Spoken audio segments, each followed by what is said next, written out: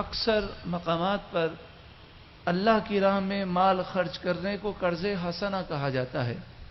اس کی وجہ کیا ہے؟ تو فرمایا اس کی وجہ یہ ہے کہ جب تم اللہ کی راہ میں مال دو گے تو اللہ تعالیٰ تمہیں دنیا میں ضرور واپس فرمائے گا. تو جیسے قرض ہوتا ہے، ہم کسی کو دیتے ہیں تو وہ ہمیں واپس ضرور ملتا ہے، جبکہ قرض لینے والا وہ مضبوط ہو. تو یہاں قرض حسنہ ان معنوں میں اسے بیان کیا گیا کہ جب تم اللہ کی راہ میں دو گے تو اس بات کا یقین رکھو کہ اللہ تعالیٰ اس کا بدلہ تمہیں دنیا میں ضرور عطا فرمائے گا اور آخرت میں بھی ضرور عطا فرمائے گا. دنیا میں کتنا عطا فرمائے گا؟ کم از کم 10 گنا، اور اس میں جس کے لیے چاہے گا اضافہ فرمائے گا. جتنا اخلاص، جتنی قبولیت زیادہ ہوگی، 700 گنا تک قرآن پاک میں ذکر کیا گیا. اور فرمایا واللہ یضاعف لمن یشاء، اور اللہ جس کے لیے چاہتا ہے اضافہ فرماتا ہے. ہمارے بزرگان دین کو قرآن و حدیث کی تعلیمات پر کتنا یقین تھا.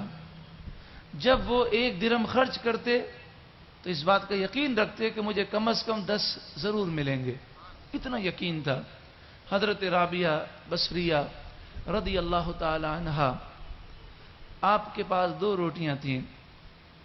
مہمان آئے، روٹیوں کو آپ نے ٹکڑے ٹکڑے کیا اور مہمانوں کے سامنے رکھا. تو کسی نے دروازے پہ دستک دی اور کہا میں کئی دنوں کا بھوکا ہوں. تو آپ نے مہمانوں کے سامنے سے یہ 2 روٹیاں اٹھائیں اور اس سائل کو دے دیں. اچھا، جو مہمان تھے وہ بھی اللہ والے تھے، وہ بھی خوش ہوئے اور ان کی اجازت سے آپ نے کیا. اب مہمان اور حضرت رابعہ بصریہ انتظار کرنے لگے کہ اب انشاءاللہ ہمیں اس کا بدلہ ملے گا، اس سے کھائیں گے. کچھ دیر گزری تو ایک کنیز آئی.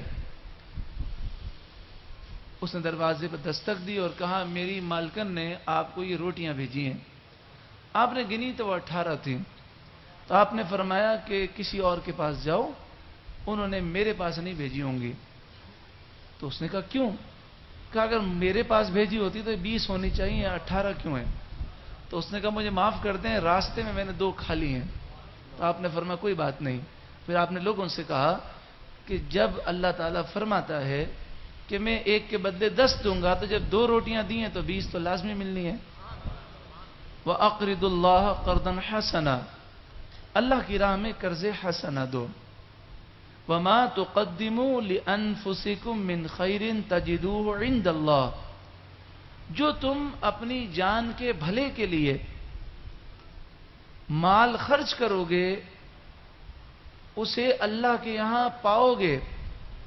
ہوا خیرن، جو تم پاؤ گے وہ بہتر ہے، اس سے بہتر ہوگا.